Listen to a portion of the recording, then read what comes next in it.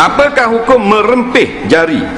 Oh, dia repih jari dia dalam masjid semasa mendengar khutbah Jumaat. Ingat ke repih patoh itu? Gitu haram tu. Repih bunyi ketak tu, kata setengah tutup guru kita katalah makruh. Faham tak? Kerana kita tidak beri tumpuang pada teks khutbah. Ketak dia repih. Sebab apa dia bunyi? Tahu tak? Kan kita repih bunyi kan? Ada kan dia bila hidup saja repih ketak anyuk kan? Nampak? Orang kabur benda lain jadi benda lain tu anyuk dia repih ke tangan. Waktu jadi makruh. Kadang-kadang orang jadi tengok tak dia ketak. Kita repih ni dia bunyi kajian daripada doktor lah. Dia udara pecah di dalam ligamen antara pertemuan dua sendi. Tak? Ingat aku koma, aku tahu juga. Kita ingat ke bunyi ketak tu bunyi benda apa tak? Dia udara dia meletup. Udara sebenarnya. Bila kita lepas repih tu, kita repih tak bunyi dah.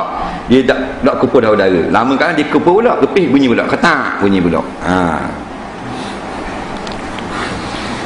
Mandi bunga dituntut oleh syarak atau adat masyarakat. Apakah hukum minta sedekah? Hukum minta sedekah harus, hukum minta sedekah makruh, hukum minta sedekah haram. Bila harus? Memang kita terdesak benar. Fitihnya bahan dia orang curi apa semua, minta orang tolong, kita nak balik tambang 10 yang nak balik dengung, kena minta sedekah, duduk depan masjid minta sedekah lah, kita nak balik dengung tak ada fitih. Harus, kerana memang dicuri orang sungguh. Dah orang tak boleh pinjam. Makruh ni kita maknanya cacat, laki tak ada ataupun buta, kita pergi minta sedekah, makruh. Kerana orang buta lain boleh cari makan. Faham? Jadi makruh, tak molek juga. Haram ni kita buat lolok minta sedekah. Fitih ada ramai agak ni buat lolok minta sedekah. Macam ke susah, haram. Mandi bunga dituntut oleh syarak atau adat masyarakat. Tengoklah, kalau mandi bunga tu ada kalanya harus, ada kalanya diharamkan. Mana hak haram? Iaitu mandi bunga jadi adat. Sebab dia kata kalau mau mandi bunga gini jadi orang nak kemung. Itu haram. Itu kepercayaan syirik.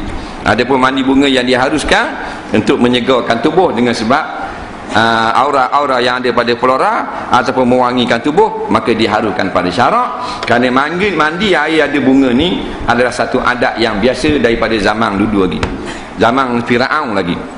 Dia belum dia mandi, dia ambil bunga, diubur dalam kolam, baru dia masuklah kolam supaya tubuh dia jadi wangi. Learning dia ada sabung macam-macam bunga, tak ada bunga dah, ada sabung. Jadi kalau mandi bunga nak suruh haram, nak suruh wangi tubuh haram, kita sabung pun haram jugalah, kerana tujuannya sama. Nampak?